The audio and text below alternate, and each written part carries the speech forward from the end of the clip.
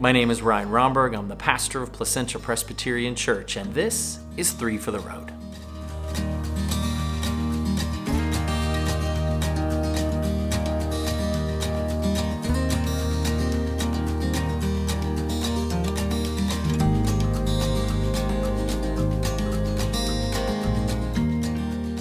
This past week, we looked at 2 Corinthians chapter 9, and we talked particularly about giving our treasure. And we've been talking about stewardship in terms of time, talent, and treasure. And so this was a sermon on giving. If you didn't hear that sermon, feel free to click on the link below. It'll make more sense of this video. So let's get to today. First off, what did we leave out? I don't know if there's a whole lot I wanted to point out after this sermon. I really dug into some of the major components of this passage. The big thing that I think, I'd wanted to reiterate is just that idea that at least in this 2 Corinthians chapter 9, oftentimes it's preached as, hey, give to us and God will make you rich. And this is not what it says in this. The text says you will be enriched. That actually is the word to be made wealthy. But it doesn't say give so that you'll be made wealthy. It actually says God will make you wealthy so that you can give. And we know where that brings most people. The idea being, well, I'm not wealthy, so I'm not going to give. And this is where we all know, right? An essential part of our Christian faith is to continually consider God's good gifts in our lives. To count our blessings, right? That is a huge part of our lives. And that is part of this, to really consider not just these kind of spiritualized pieces, but our real world, as Errol pointed out, material and monetary blessings. Just recently I had an interaction with a young woman who has absolutely nothing sleeping in her car, right? And I know I don't want to get into the comparative game because it can be dangerous, but I do know that for most of us, we're not in that place. And so God has given us enough resources to be able to share generously. I know that. What does that mean? Well, that gets us into our invitation. I think we talked about it in the sermon, and I don't want to belabor it. It's all about what the Spirit lays upon your heart, so that you give cheerfully. And I think it's about discerning the spirits. This is a motif that shows up in Scripture where you have maybe some sort of direction, maybe something God's calling you to do, or maybe you're not even sure what it is. Maybe you're just grumpy about something and you feel like it's righteous indignation or anger or whatever. And really what it could be is actually not God. Maybe the idea of like, hey, I want to do this thing at church, or I want to do this and this and this, and we're not doing that, so I really don't want to give. That probably isn't a thing from God, right? But maybe a thing is, hey, I have these things that I'd like to give to, or I'm being generous in these ways, and right now I'm not being able to be generous, more to the church. Oh my gosh, that's God working. God's working through you. It's amazing. And this is one of those places where it doesn't come back to a rule. Now, I have already left behind the what did we leave out. It is important to say there's one thing we did leave out. I mentioned there's no tithe in the New Testament. That's not exactly true.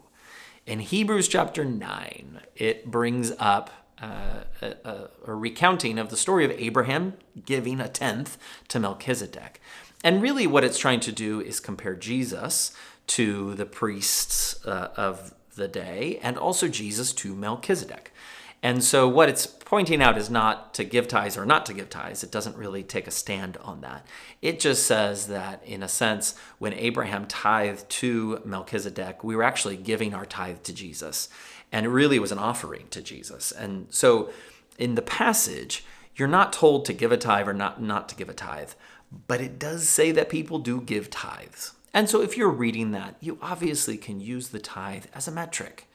And that's totally fine. That's another part of our invitation today. Use that 10% as a metric. It's been used for millennia. It's totally fine. And you know what? There comes a time where people who have been so richly blessed by God in material and monetary ways can say, I'm going to go over 10 because you can. It's amazing. It's just so much fun. And when you get into that place where you're giving out of that, it does become a blast. You can just rejoice in it and just live it up. We had someone from our church recently come to me and say, hey, Ryan, here's some money that you can use to help different people if any people are in desperate need. And it's a discretionary fund for the pastor. How cool is that? I can just, in some ways, I can just have that resource and be able to share it with others and say, hey, this is not me. This is our church. And this is someone in our church who loves this church and who loves other people and wants them to, I think, be not only blessed, but also not be in a really difficult situation. So think of our money like that. In some senses where I have a gift of money from someone and I'm able just to distribute it almost. That's kind of how it is with God. God sometimes just gives us these resources. And how cool is it to be able to share it with others responsibly? God does not want you out on the street. God does not want you foolishly just throwing all your money out and be like, I give it all away. Now, here's the thing. I would be careful because Jesus does say at one point, sell all your possessions, give all your money to the poor and follow me. Now, he was saying that to the rich young ruler, a person who had a lot of money and who for money was really important. I mean, that was kind of the point of that passage. That is not everyone's call, but it really is something to consider what money means to you. Where is your treasure? Because that's where your heart will be also. Okay, your questions. There were none. And that's okay. It's totally fine. I think that, in a sermon like this, I'm always grateful that there are a ton of questions because I know when a bunch of questions come after a sermon on giving, it can feel like people are pushing back. So I'm totally grateful for that. If you do have any questions, though, you can always use the PPC Text Line below. Please use it at any time. Check in with us. Let us know how you're interacting, maybe with a sermon or, even things you might disagree with. We'll never use your name unless you really want us to. And we don't even have to use the question. If you can even say in your text, hey, I don't want this out there on 3 for the Road, but here's my question. We'll do that too. You can always have those answered in confidentiality without it showing up on this video. Okay, that's it for today. It was brief, but next week we're going to cover our final aspect of stewardship, the stewardship of our time.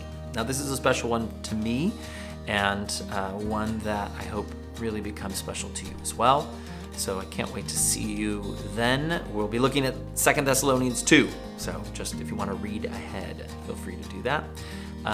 Until then, may God bless you and keep you. We'll see you next time.